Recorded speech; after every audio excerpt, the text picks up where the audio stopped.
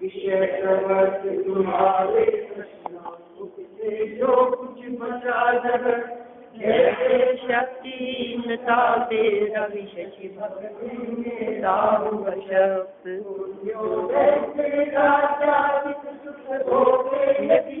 काल नरेश किंतु ते ही सच कर पाते अविनाशी मुक्ति सुख से अतः परिग्रह ग्रहण पूर्व ही भविजन उसका त्याग करो मोदक ग्रहण त्याग करते भिक्षुकवत नैया त्यागपद हो मोदक ग्रहण त्याग करते भिक्षुकवत नैया त्यागपद हो।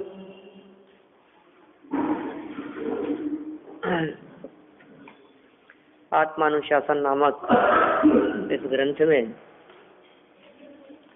अपनी यहाँ चर्चा चल रही थी सज्जन और सत्पुरुषों का सद्भाव आज के समय में इस युग में भी देखा जाता है। पृथ्वी भार को धारण करने वाली दिखाई देती है, समुद्र अनेक मोतियों से युक्त दिखाई देता है, उसी प्रकार आकाश भी समस्त वस्तुओं को स्थान प्रदान करने वाला दिखाई देता है। प्रकार सज्जन पुरुष भी अपने ऊपर किए गए संकटों को करने वाले व्यक्तियों में भी क्रोध नहीं करने वाले, सहजता दिखाने वाले होते हैं। माने यहाँ सज्जन पुरुषों के संदर्भ में यह बात कही गई कि आज भी सनातन धर्म का पालन करने वाले, सच्चे धर्म को स्वीकार करने वाले संत इस जगत में देखे जाते हैं। भावार्थ में पंडित जी साहब ने इस बात को थोड़ा स्पष्ट किया और उन्होंने कहा कि यद्यपि इस काल में या फिर जिस समय इस ग्रंथ की रचना हुई लगभग 800-1000 वर्ष पहले, क्योंकि टोडरमल जी से भी काफ़ी समय पहले इस ग्रंथ की रचना हुई थी, तो उन्होंने इस बात को स्पष्ट किया कि भाई उस काल में भी और वर्तमान में भी मुनि धर्म के धारक कुछ ही जीव रह गए हैं और बहुत जीव शिथिलाचारी हो गए हैं। दो बातें कह दी, माने मुनि धर्म का पालन करने वाले जीवों का सद्भाव है भी, वर्तमान में सच्चे मुनिराज मौजूद भी हैं, और लेकिन शिथिलाचार का पोषण करने वाले भी जगत में बहुत हो गए हैं।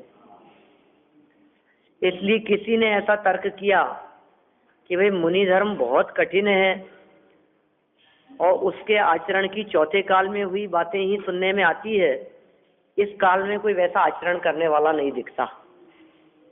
पेज नंबर 32 पर भावार्थ पढ़ रहे हैं अपन। माने कोई व्यक्ति यदि ऐसी बात कहे कि कोई वर्तमान में दिखता नहीं है साहब, आप इस तरह के आचरण की बातें मत करो, आप ऐसे आचरण करने वाले तो चौथे काल वाले होते होंगे, वर्तमान में इस काल में इस समय में ऐसा आचरण करने वाले बहुत दुर्लभ हैं, इसलिए वर्तमान में ये बात नहीं हो सकती। तो उसको ये कहा गया कि मुनि धर्म के धारक कोई कोई जीव प्रत्यक्ष देखे जाते हैं, तो धर्म का अभाव कहकर अपने शिथिलाचार को पुष्ट क्यों करता है? हमने ये थोड़ी ना कहा कि वर्तमान में नहीं हो सकते, हम तो ये कह रहे हैं वर्तमान में भी हो सकते हैं और वैसे ही हो सकते हैं। सच्चे मुनिराज तो एक जैसे ही होंगे, जैसे पहले होते थे वैसे ही अभी होंगे। काल के प्रभाव से कुछ स्वरूप बदल जाता हो ऐसा नहीं है, मूल गुण तो उतने ही रहेंगे, स्वरूप तो वही रहेगा, स्वरूप में फर्क नहीं है। जैसे मान लीजिए अभी वर्तमान में जो मनुष्य दिखाई देते हैं, इनके 2 हाथ 2 पांव 2 आंखें 2 कान होते हैं, है ना? पहले कितने होते होंगे? पहले तो ज्यादा होते होंगे, पहले भी ऐसे ही होते थे, आज भी वही। अच्छा, यहाँ तो ऐसा स्वरूप है मनुष्यों का, लेकिन अमेरिका लंदन में कहीं दूसरे क्षेत्रों में वहां कैसा स्वरूप होगा? वहां भी ऐसे ही होते हैं। माने मनुष्य सब जगह ऐसे ही होते हैं और सब कालों में ऐसे ही होते हैं। अच्छा, कौवे कैसे होते हैं सब कालों में? काले ही होते हैं, क्योंकि चौथे काल में तो गोरे होते होंगे कि नहीं? सब काल में एक जैसे ही होते हैं, कोई फर्क नहीं है। तो फिर वही बात हम कह रहे हैं कि जब मुनिराजों के स्वरूप की चर्चा चलती है, जब गुरु के स्वरूप की चर्चा चलती है, तो फिर आप ऐसा विभाजन क्यों कर देते हैं कि ये चौथे काल के हैं और ये पंचम काल के हैं? स्वरूप सब जगह एक जैसा ही होगा, स्वरूप में फर्क नहीं है। चौथे गुणस्थान का स्वरूप सदा काल एक जैसा ही है, पंचम गुणस्थान का स्वरूप सदा काल एक जैसा ही है, तो छठे सातवें गुणस्थानवर्ती मुनिराजों का स्वरूप भी सदा काल एक जैसा ही है। इसलिए वर्तमान में मुनि नहीं हो सकते, ये तुम्हारी झूठी वृत्ति है, गलत बात है। वर्तमान में भी हो सकते हैं, तुम उनका निषेध करके अपने शिथिलाचार का पोषण करते हो। तुम वर्तमान में भी उस अवस्था को प्राप्त कर सकते हो, सच्चे मुनि बन सकते हो, भावलिंगी संत हो सकते हो। तो धर्म का अभाव कहकर अपने शिथिलाचार को पुष्ट क्यों करता है? हाँ, तो श्रावक भी तो अच्छे संभव है वर्तमान में। श्रावक अच्छे नहीं होते क्या? होते हैं ना, बस। तो फिर हाँ, सब जान, ठीक बात है। तो हम ये सिर्फ बात कहना चाहते हैं, आपने कह दिया कि जैसे श्रावक वैसे मुनि, ये कोई बात नहीं क्या? श्रावक अलग होते हैं, मुनि अलग होते हैं। ये तर्क बहुत करते हैं लोग, जैसे श्रावक वैसे मुनि। अरे भाई, श्रावक तो कपड़े पहने वाले होते हैं, मुनि भी कपड़े पहने वाले होंगे क्या? जैसे श्रावक वैसे मुनि कह करके क्या कहना चाहते हो आप? श्रावकों की तरह मुनि भी कपड़े पहन ले? श्रावक तो वर्तमान में रात्रि भोजन करने लगे हैं, तो मुनि भी करने लगे जैसे श्रावक। ऐसा थोड़ी ना होगा। श्रावक तो वर्तमान में न मालूम क्या क्या उल्टा सीधा चलने लगा है, तो क्या वे भी इस तरह भ्रष्ट हो जाए? अब देखो, हम ये कह सकते हैं कि जैसे वर्तमान में भ्रष्ट श्रावक दिखाई देते हैं, वैसे ही भ्रष्ट मुनि भी दिखाई देते हैं।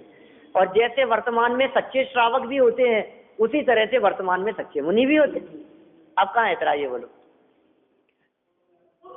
श्रावक भी अच्छे सदाचरण से युक्त होते हैं ना वर्तमान में।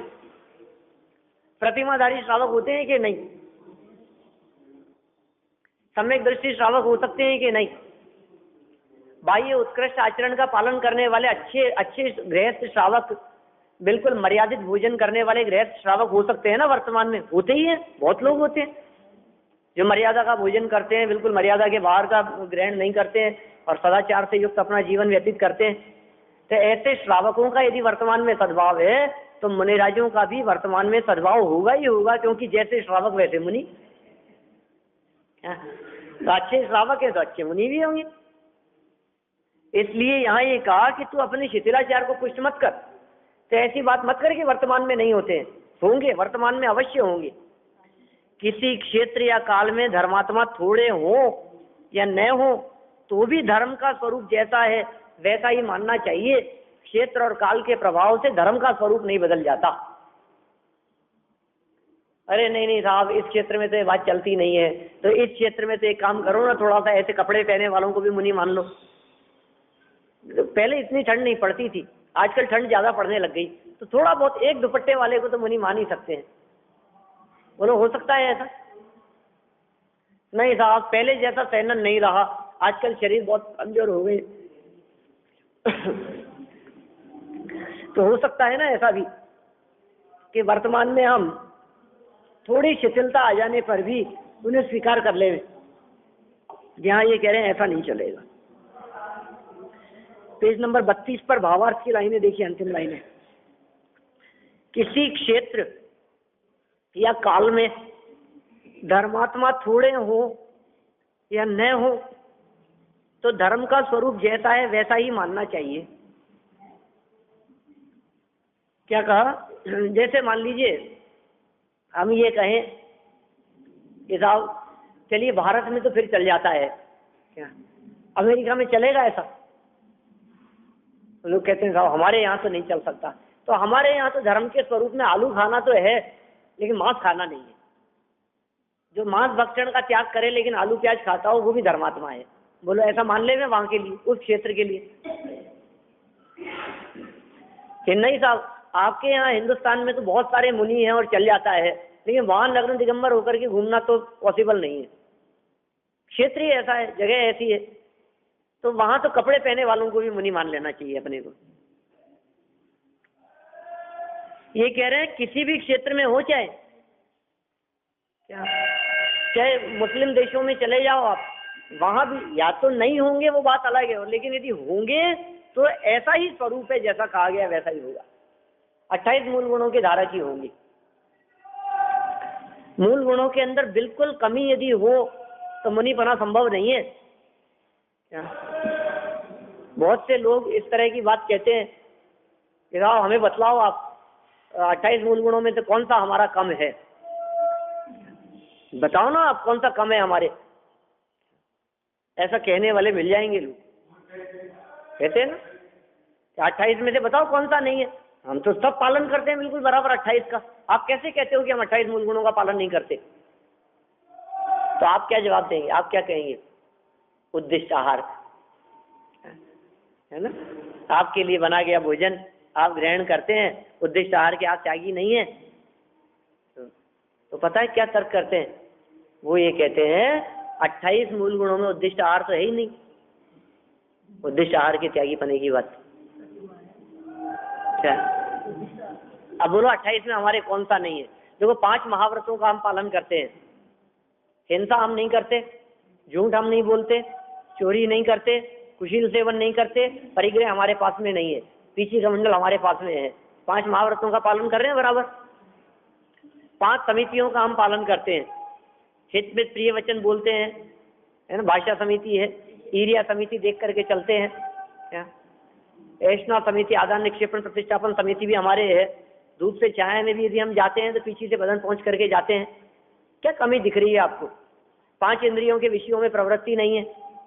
6 आवश्यकों का हम पालन करते हैं बराबर, टाइम टू टाइम सामायिक करेंगे, प्रतिक्रमण करेंगे, सब हमारे देखा जाता है।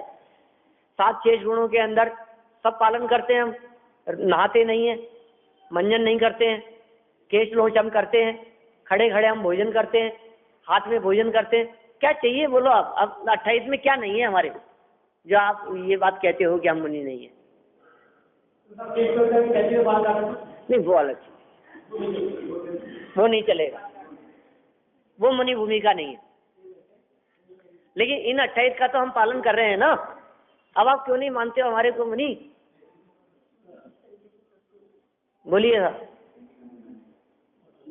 बात ऐसी है कि जिन प्रतिज्ञाओं का पालन, जिन प्रतिज्ञाओं को पहले हीन भूमिका में लिया गया हो, उन प्रतिज्ञाओं का पालन उत्कृष्ट भूमिका वाले के तो होता ही होता है, उससे हीन नहीं होती अवस्था।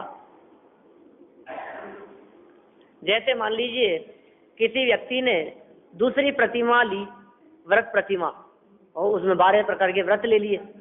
अब उसके बाद में कोई चौथी प्रतिमा वाला हो गया, तो वो चौथी प्रतिमा वाला क्या कहेगा कि मैं 12 व्रतों का पालन थोड़ी ना करूंगा, ये तो दूसरी प्रतिमा वाला करेगा, मेरी तो चौथी हो गई है।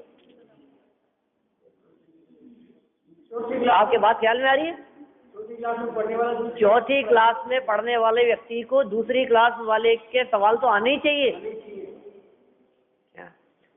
12th में पढ़ने वाले को 10th क्लास के क्वेश्चन आंसर को सॉल्व करने की बुद्धि होनी चाहिए, माने उसके बिना चलेगा नहीं आगे। जैसे जैसे भूमिका आगे बढ़ती चली जाती है, वैसे वैसे पीछे ली गई प्रतिज्ञाओं में वृद्धि होती चली जाती है, लेकिन हीनता और शिथिलता नहीं आती है।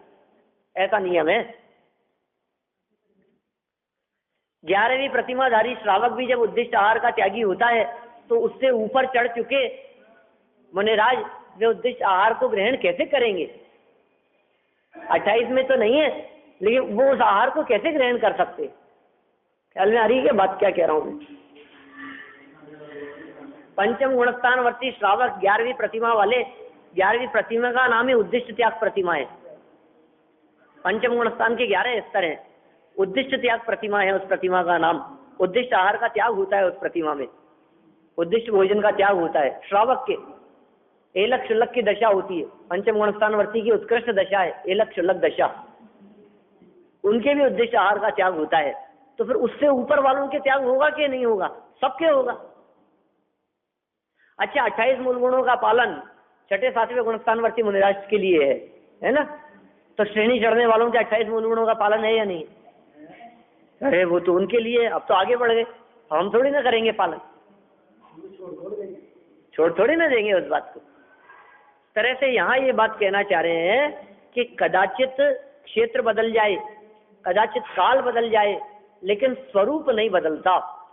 धर्म का स्वरूप तो जैसा कहा गया है, चौथे काल में जो धर्म का स्वरूप कहा गया था, पंचम काल में भी धर्म का स्वरूप तो वही है।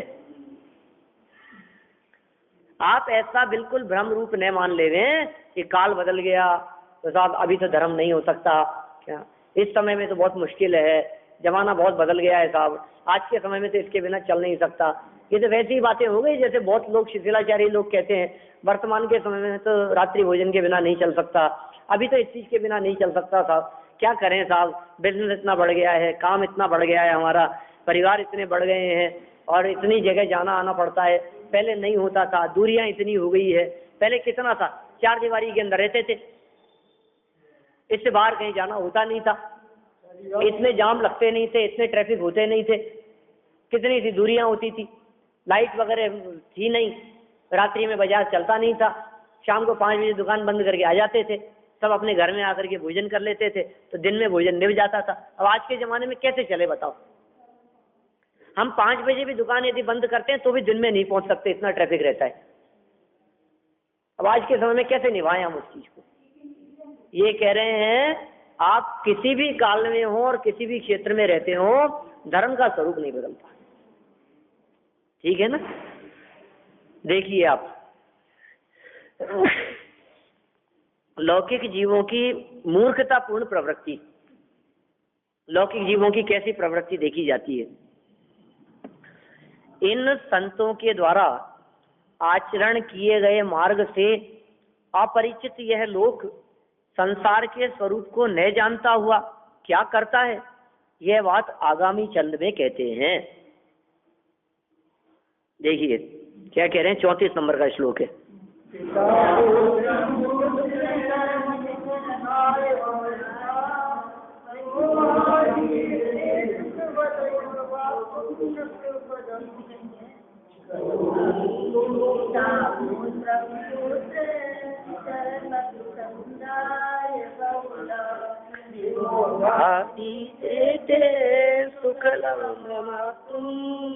पदम आओ मुग्धो लोको मृति जनन न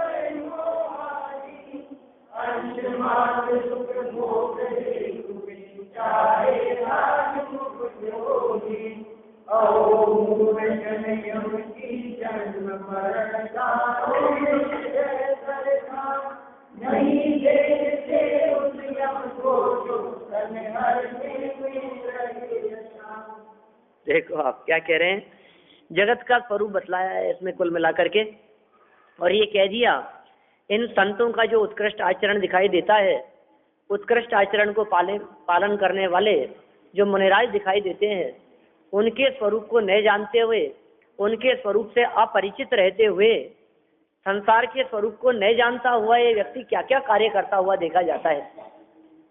जगत के जीवों के परिणामों को न देखता हुआ, जगत के जीवों के परिणाम किस किस प्रकार से विकृत होते हुए दिखाई देते हैं, न जानता हुआ स्वयं अपने परिणामों को विकृत करता है। पिता पुत्र को और पुत्र पिता को ठगते, बोलो होकर मोहाधीन, मोह के अधीन होकर के एक दूसरे को ही ठगते हुए देखे जाते हैं। धन को प्राप्त करके ऐसा समझते हैं ये तो आपका है और ये मेरा है, नहीं नहीं इतने पैसे तो आपसे लेने, इतने आपको दिए थे। बोलो, बराबर एक दूसरे को बेवकूफ बनाते हुए देखे जाते हैं, हिसाब करते हुए देखे जाते हैं। किसके कारण? मोहाधीन, मोह के कारण, धन के कारण, बाह्य वैभव और संपत्ति के कारण। उनको घर से निकाल देंगे, पुत्र को निकाल देंगे, पुत्र पिता को निकाल देंगे, और आपस में एक दूसरे के प्रति खोटा व्यवहार रखेंगे। पिता पुत्र में भी ऐसा देखा जाता है, भाई भाई की बात नहीं कही, क्योंकि भाई भाई तो झगड़ते ही हैं। भाई भाई में झगड़ा हो, दो पार्टनरों में नहीं बने हैं, वो तो कोई बड़ी बात नहीं है। लेकिन यहाँ ये कह रहे हैं पिता पुत्र तक में नहीं बनती है। अंश मात्र सुख भोग हेतु, अंश मात्र सुख के भोग करने के लिए वे चाहे राज मुकुट हो, दीन होकर के राज मुकुट को चाहते हैं, और यहाँ तक कि पिता को मारने तक से नहीं चूकते हैं, क्योंकि इनके मरे बिना मुझे राज्य नहीं मिलेगा। ऐसा दिखता है बहुत। आप राजाओं के जमाने में जाकर के देखो आप, तो आपको ऐसी बातें खूब मिल जाएंगी। इनमें पुत्र के माध्यम से पिता की हत्या की गई, उन्हें जेल में डाल दिया गया। और ये बात है भी तो ऐसी ही, जब तक पिता का अस्तित्व है, जब तक राजा पिता का सद्भाव है, तब तक पुत्र को राज्य नहीं मिल सकता। बोलो, ऐसा ही नियम है बिल्कुल। जब तक दो ही बातें हो सकती है, या तो पिता मर जाए तो पुत्र को राज्य मिल जाएगा, और मरे नहीं तो पिता भाग जाए, मतलब दीक्षा लेकर के चला जाए तो पुत्र को राज्य मिलेगा, है ना। माने कुल मिलाकर के जब तक पिता दीक्षा नहीं लेवे, पहली चीज, और जब तक मरे नहीं, इन दोनों में से कोई बात न होवे, तब तक पुत्र को राज्य नहीं मिलता है ना सर। ऐसा ही नियम है। तो क्या सोचता है वो कि ये जब तक बैठा रहेगा ना, ये तब तक मुझे नहीं मिलेगा। दीक्षा लेने का तो परिणाम ही नहीं आता इनको। ऐसा सोचता है कब सल्टे और कब राज्य मिले मेरे को। आंशिक सुख के कारण, मोह के कारण, राज मुकुट को चाहता हुआ, दीन होकर के सुख को भोगने की चाह से पुत्र और पिता भी परस्पर में युद्ध करते हैं, लड़ने लगते हैं। अहो मूढ़ जन, मूर्ख लोग यमराज की जन्म और मरण की दाढ़ों में रह करके भ्रांति से युक्त होकर, जन्म मरण से युक्त यमराज की दाढ़ में देखो, क्योंकि काल का कोई भरोसा नहीं है। अगले क्षण क्या होगा, वो काल लुटेरा आकर के हमारे जीवन को लूट करके ले जाएगा सब कुछ। इस बात का विचार नहीं करते हुए, भ्रांत रहते हुए, भ्रांति के वशीभूत होकर नहीं देखते उस यम को, उस यमराज को नहीं देखते। आप क्या कर रहे हो? आप किस दंड फंद में उलझे हो? आप किस लड़ाई झगड़े और राग द्वेष में उलझे हुए हो? आप उस यमराज को देखो। उस यम को नहीं देखते। कौन से यमराज को? जो तन का हरण करने में रहे अश्रांत। अश्रांत शब्द का अर्थ दिया है नहीं थकने वाला। लोगों के प्राण हरण करने में नहीं थकने वाला, ऐसे यमराज को नहीं देखते। यमराज को नहीं देखते का अर्थ सीधा सीधा सा लगा सकते हैं, मृत्यु को नहीं देखते, अपनी मृत्यु के बारे में विचार नहीं करते। जो लोग अपनी मृत्यु के बारे में विचार करते हैं, जिन लोगों के दिमाग में ये बात घूमती रहती है कि मेरा भी काल आने वाला है, वे व्यक्ति अनीति अन्याय नहीं कर सकते। वे व्यक्ति अति तीव्र कशाई नहीं हो सकते, क्योंकि उनके दिमाग में ये बात रहती है कि ये मेरा भी काल आने वाला है। इसलिए ज्यादा लड़ाई झगड़े में कोई दम नहीं है, क्योंकि यहाँ जीवन पूरा हुआ और कहाँ चला जाएगा, मुझे अकेले ही भोगना पड़ेगा। दूसरों के साथ में मिलकर के पाप करने से क्या होगा, उसका फल वे भोगेंगे और मेरा फल मुझे अकेले को भोगना पड़ेगा। देखिए अर्थ इसका, मोह के कारण जिसमें सुख का अंश भाषित होता है, ऐसे राजपद की अभिलाषा से पिता पुत्र को और पुत्र पिता को ठगते हैं। सुख नहीं है, सच्चा सुख तो है ही नहीं, इंद्रियजन्य सुख।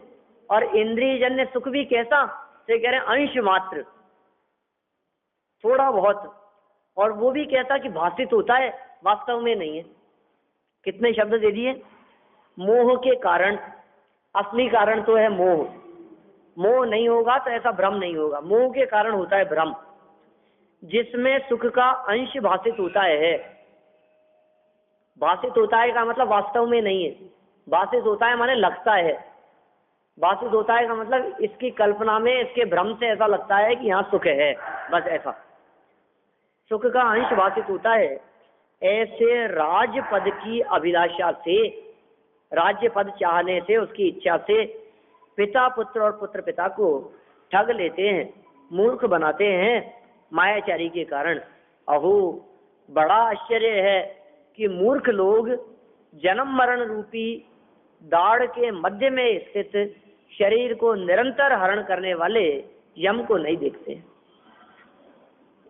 अहो, कितने आश्चर्य की बात है भाई।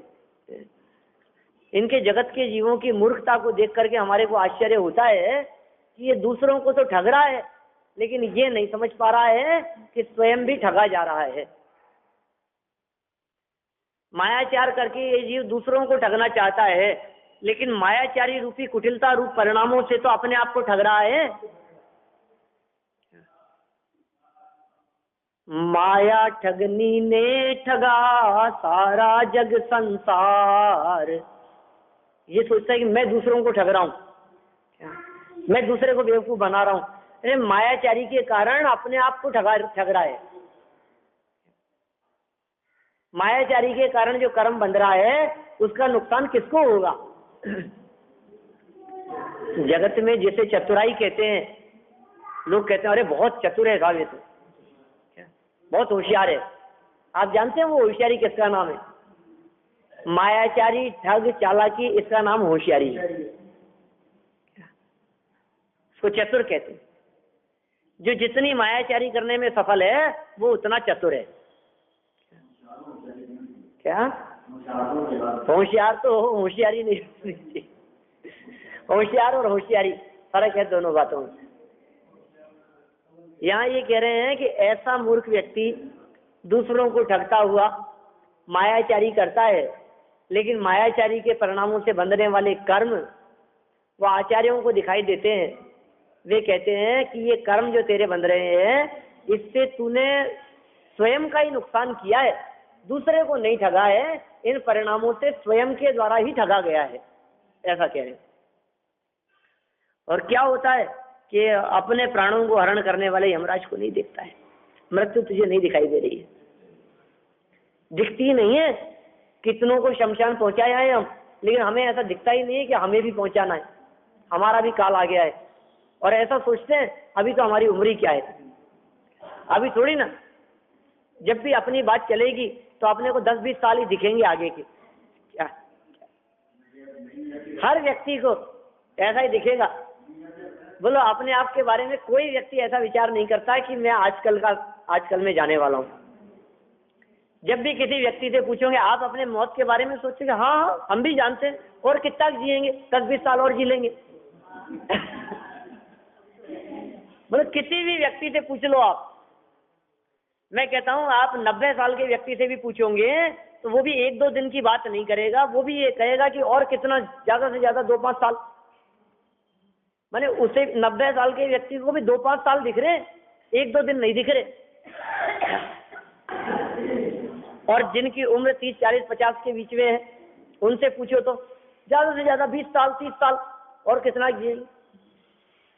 हमारी कितनी उम्र मानते हो आप? बोलो, मेरी कितनी उम्र मानते हो आप? 20-30 साल। बोलो ये कितनी है उम्र? 20-30 साल तो होगी ना, इतना तो है ही।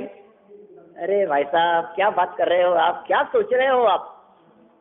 समस्या यही है कि हमें अपनी उम्र आगे 20-30 साल और दिखती है, इसलिए ये अपने उपयोग को धर्म कार्य में नहीं लगा पाता है। अभी तो और इस बीच में कब वो यमराज आ जाता है, कब आयु पूरी हो जाती है और एक झटके में खत्म। आयु कोई ऐसे थोड़ी ना मरता है, तो किस्तों में थोड़ी ना मरता है। क्या झटके से आयु पूरी हो गई और खत्म, बस। और क्या है? फिर मौका नहीं मिलेगा। और मेरे को तो मौका ही नहीं मिला। क्या ये सब आएगी, चर्चा आगे आने वाली है, बहुत विस्तार से चर्चा करने वाले हैं इन सब विषयों के बारे में। यहाँ तो यमराज की चर्चा चल रही है, कौन से क्षण आ जाए। इसलिए ये जो बात कही है, जो व्यक्ति ऐसा विचार करता है, अपने आजकल के बारे में विचार करे, आज या कल, बस, फिर देखो कैसे गलत काम कर सकता है। फिर हो सकते हैं गलत काम, फिर मायाचारी करेगा, फिर ठगेगा दूसरों को, फिर पिता पुत्र का आपस में व्यवहार खराब होगा, फिर पत्नी के साथ में रिलेशन बिगड़ेंगे, फिर पुत्र के साथ में झगड़ा कर सकेगा, फिर भाई भाई आपस में झगड़ सकेंगे। जो ऐसा विचार कर रहा है कि मेरा तो कल का ही ठिकाना नहीं है, मैं काय को एक 2 इंच जमीन के चक्कर में झगड़ रहा हूँ, क्या कौन रहेगा इस मकान में? मैं जबरदस्ती एक कमरे के चक्कर में और 2 फीट जमीन इधर से उधर खिसकाने के चक्कर में आपस में झगड़ रहा हूँ। पड़ोसी से झगड़ा करेगा? कब नहीं करेगा? जब उसे लगेगा कि अरे मूर्ख है, ये झगड़ रहा है, इसको पता नहीं है, इसको भी यहाँ नहीं रहना है परमानेंट और मुझे भी यहाँ नहीं रहना है परमानेंट। जिस जगह पर हमारे को परमानेंट रहना ही नहीं है उस जगह के बारे में झगड़ करके होगा क्या? और जहां हमारे को परमानेंट रहना है उस जगह पर झगड़ा होता ही नहीं है, वहां जगह संबंधी झगड़े का काम नहीं है क्या? और सच में हम तो उस परमानेंट जगह की बात करते थे, हमारा लक्ष्य तो वहां का है ना, सिद्धालय का। क्या एक और ठिकाना है संसारी जीवों का परमानेंट ठिकाना, उस ठिकाने को निबोध कहते हैं। 2 ही ठिकाने हैं जहाँ जीव बहुत लंबा काल व्यतीत करता है। एक ठिकाना तो है सिद्धालय, सिद्ध बन जाता है, परमात्मा हो जाता है अनंत काल के लिए। वो तो झगड़ते नहीं है क्योंकि उनको झगड़े का काम नहीं है। तो जिनको सिद्धालय का लक्ष्य है, जिनको मोक्ष जाने का विकल्प है, जिनके दिमाग में ये क्षणिक बातें नहीं दिखती है, सिद्धालय दिखता है, ये क्यों झगड़ेंगे इतनी इतनी सी चीजों और क्षेत्र के संदर्भ में? उनके जीवन में झगड़े नहीं दिखाई देते हैं। अच्छा, जो सिद्धालय का लक्ष्य नहीं रख करके इस क्षेत्र के संबंध में झगड़ते रहते हैं, उन्हें ऐसा क्षेत्र मिलता है जिसमें क्षेत्र तो होता है एक और उस क्षेत्र के मालिक होते हैं अनंत। अब समझ लो, आप दुख भोगते रहो। आप साधारण वनस्पति गायक जीवों की ऐसी दशा है। आप जानते हैं साधारण वनस्पति किसे कहते हैं? साधारण वनस्पति निबोध कहते हैं एक शरीर के अनंत मालिक हैं, एक शरीर के अनंत मालिक। यहाँ तो अभी तो जगह की बात कर रहा था, मकान की बात कर रहा था, अब कह रहे हैं एक शरीर का एक भी मालिक नहीं है, अनंत मालिक है इसके और दुख भोगता है। ऐसी दशा है साधारण वनस्पति। ये दशा हो जाएगी और होने वाली है ये दशा। इसलिए भैया यमराज के बारे में विचार करो। वर्तमान में जो जैसी अवस्था मिल गई है और जितने समय के लिए हमारे को मिली है, समझ लीजिए आप, हम तो इसके ट्रस्टी मात्र हैं। ट्रस्टी मतलब मालिक नहीं है, क्या संरक्षक हैं इसके। जितने समय के लिए हैं हम इससे भिन्न रह करके, इससे अलिप्त रह करके इसको भोगें। भोगने का ऐतराज नहीं है, पीछे कह दिया था गृहस्थ दशा में रह करके आपको भोगने की पूरी परमिशन है। लेकिन आप यदि इस पर मालिकाना हक जमाने लगेंगे तो जिस दिन ये वापस ली जाएगी उस दिन आप अपना सर पकड़ेंगे और रोएंगे। हक मत जमाना इसके ऊपर। जितने समय आप भोगिए इसको, जब तक उदय है, जब तक आपके पोजीशन में है ये चीज, तब तक आप रखिए, भोगिए। अधिकार मत जमाना इसके ऊपर, आसक्ति मत करना इससे। क्यों? क्योंकि किसी भी क्षण आपका ट्रांसफर हो सकता है यहां से।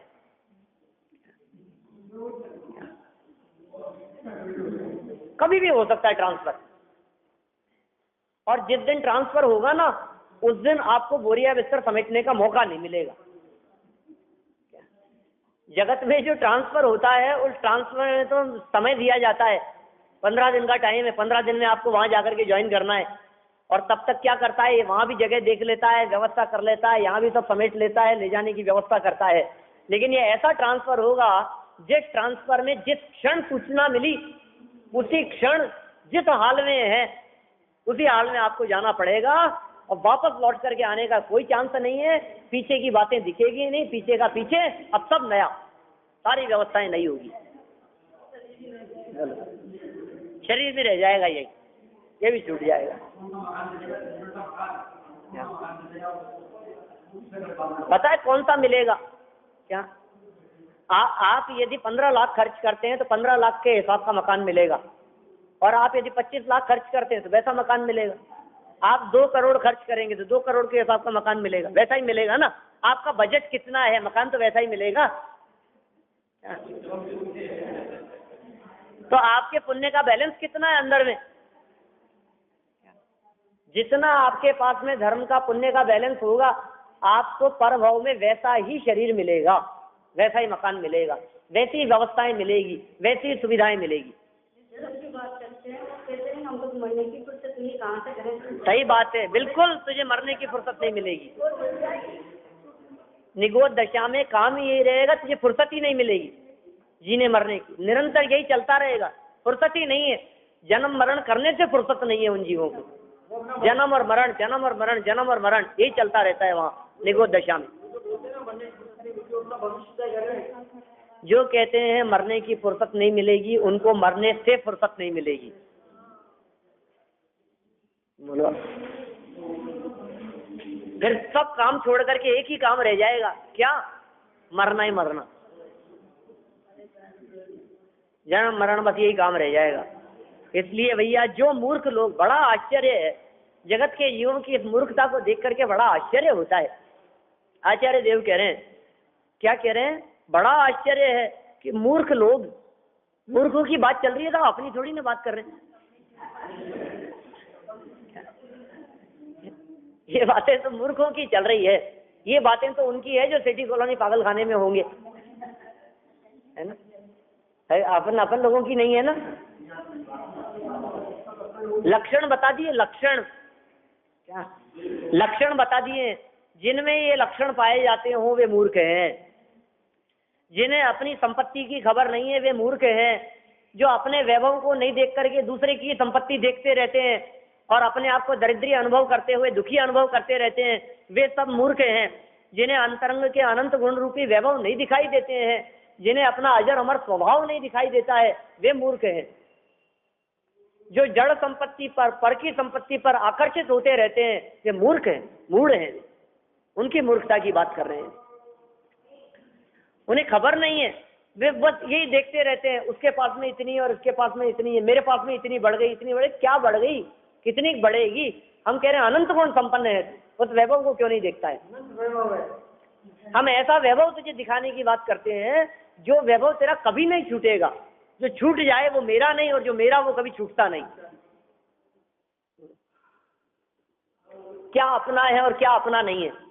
जो छूट जाए वो मेरा नहीं, जो साथ छोड़ देवे वो मेरा नहीं है, और जो कभी नहीं छूटेगा वो मेरा है। ये क्या नहीं छूटेगा? ये ज्ञान स्वभाव कभी नहीं छूटेगा। ज्ञान दर्शन आदि अनंत गुण जो अंदर में मौजूद हैं, ये कभी नहीं छूटेंगे। वो मेरा अस्तित्व है, वो मेरा वैभव है।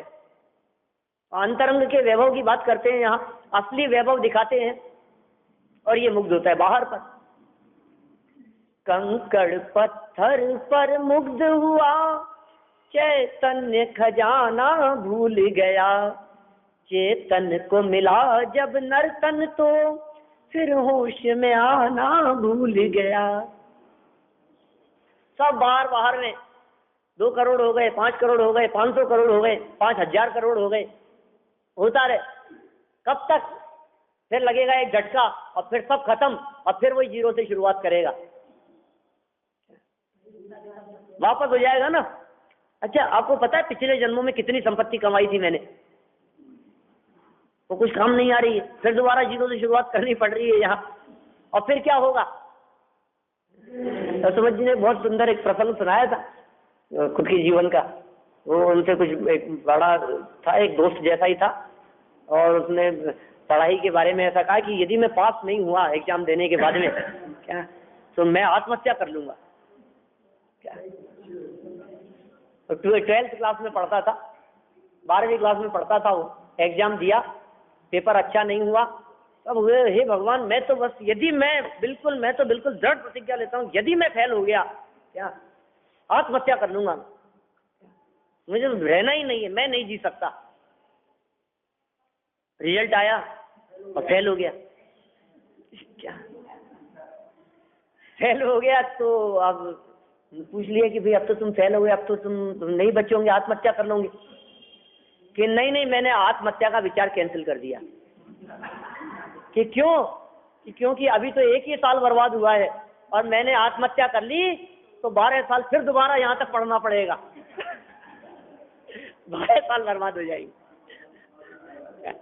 क्योंकि फिर दोबारा मैं जन्म लूंगा, मान लो मर करके, तो मुझे फिर पहले से पढ़ना पड़ेगा ना। क्या? अभी तो एक ही साल बर्बाद हुआ है, मैं इतना लंबा नहीं पढ़ना चाहता। ठीक, ऐसी की ऐसी स्थिति है। अभी आप कमा लो जितना कमाना है, लेकिन ये जीवन पूरा हुआ और अगले जन्म में फिर दोबारा वही नग्न दिगंबर पैदा होंगे आप। जन्म ते शिशुवत अकिंचन नहीं तिल तो हाथ में, ऐसी दशा है। मुनिराजों के स्वरूप का चित्रण किया है आचार्य कुंद स्वामी ने अष्टपाउड़ में, ऐसी चर्चा की है।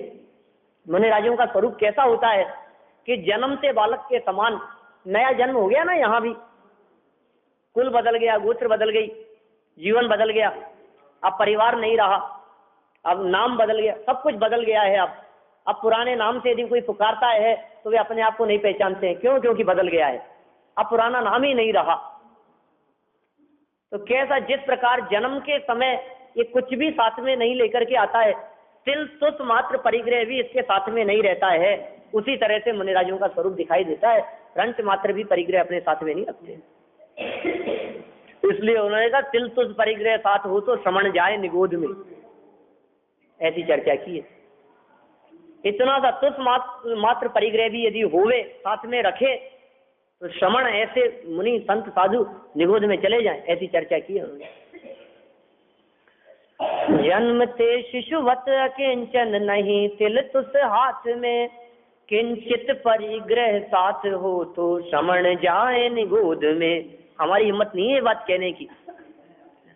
आचार्य देव कह रहे हैं हम तो उनकी बात को सुना सकते हैं, बस इतना काम कर सकते हैं। अपनी कहाँ सामर्थ्य है कि हम ऐसी बात कह सकें। आचार्य ही कह रहे हैं आचार्यों के बारे में, आचार्य ही कह रहे हैं मुनिराजों के बारे में, दिगंबर संत ही कह रहे हैं दिगंबर संतों के बारे में, क्योंकि वो उस स्तर के हैं, वो उस स्तर की बात कर सकते हैं, उनकी सामर्थ्य है बात कहने की। ये कह रहे हैं कि ऐसी दशा जिनकी होती है वे समझदार हैं, और जो उस पर आसक्त होते हुए दिखाई देते हैं वे मूर्ख हैं। वे मूर्ख लोग यमराज को नहीं देखते। कैसे नहीं देखते? कितना आश्चर्य, बड़ा आश्चर्य है कि मूर्ख लोग जन्म मरण रूपी दाढ़ के मध्य में स्थित, क्या ये जन्म मरण रूपी जो दाढ़ है, ये दाढ़ तो है यमराज की, और उस दाढ़ के मध्य में स्थित कौन है? उस दाढ़ के मध्य में स्थित हम हैं। क्या कब दबा दे? बोलो कब आ जाए? अंजलि जल सम जवानी क्षीण होती जा रही, प्रत्येक पल जर जर जरा नजदीक आती जा रही। काल की काली घटा प्रत्येक पल मंडरा रही, किंतु पल पल विषय तृष्णा तरुण होती जा रही, तरुण होती जा रही। बोलो, विचार करो इन पंक्तियों के बारे में। अंजुलि जल सम, अंजुलि में जल भरा हुआ हो तो क्या होगा? कितनी देर टिकेगा? एक एक बूंद बूंद करके रिश्ता रहेगा इसमें। जवानी क्षीण होती जा रही और प्रत्येक पल जर्जर जर्जरित होती हुई, जीर्ण शीर्ण, आंख नाक कान काम नहीं करेंगे, ऐसी दशा नजदीक आती जा रही। जवानी तो क्षीण होती जा रही है और जर्जर बुढ़ापा नजदीक आता जा रहा है। और क्या कहा? काल की काली घटा, काल मतलब मृत्यु, प्रत्येक क्षण मंडरा रही, किंतु पल पल विषय तृष्णा तरुण होती जा रही, तरुण होती जा रही। ये कह रहे हैं ऐसे यमराज को नहीं देखने वाला, काल के मुख के बीच में आया हुआ, बचाने में कौन समर्थ है? उसको कोई समर्थ नहीं है उसको बचाने में। ऐसे शरीर को निरंतर हरण करने वाले यम को नहीं देखता, मृत्यु को नहीं देखता है। ऐसे मूर्ख पुरुषों की हम क्या बात करें। इसलिए ये लौकिक पुरुषों की हेडिंग देखो कितना सुंदर दिया था, लौकिक जीवों की ये मूर्खतापूर्ण वृत्ति थी। और क्या मूर्खता करते हैं? और ये मूर्खता क्यों कह रहे हो आप इसको? कोई व्यक्ति ये कहे इसमें मूर्खता क्यों कह रहे हो? सभी जीते खुशी से मस्ती से जीना, ये इसमें कोई बुरी बात क्या है? इसमें हर व्यक्ति अच्छे से जीना चाहता है, इसको गलत बात क्यों कहते हो? कि अरे हम तो गलत बात नहीं कहते, लेकिन इससे जो तुम्हारी दुर्दशा होगी ना तो अपने आप पता लग जाएगा। इसलिए आगे प्रकरण दिया है, विषयांध पुरुषों की दुर्दशा कैसी होती है उसका चित्रण आगामी चंद में किया है। कल अपन इस प्रकरण को और आगे बढ़ाएंगे।